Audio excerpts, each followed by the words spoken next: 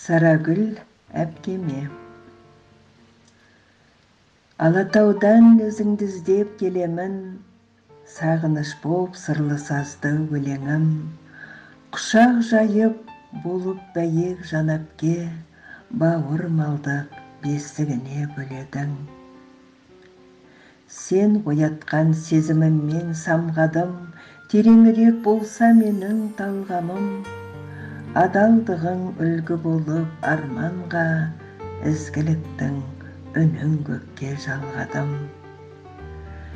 Жанашырды сенен жақын білмедім, шет жүрсем де көңілге шет жүрмедің. Ақылыңмен сенен жүріп адаспай, қилы жолда қиындықта көрмедім. Сен болмасаң, кімге еркелік жасар ем, сауатымды сенсіз әпке ашар мем.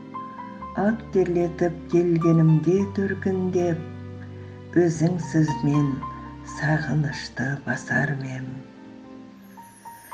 Әпке тайым, анашымның көзісің, сүйегіме сіңген сұлу сөзісің.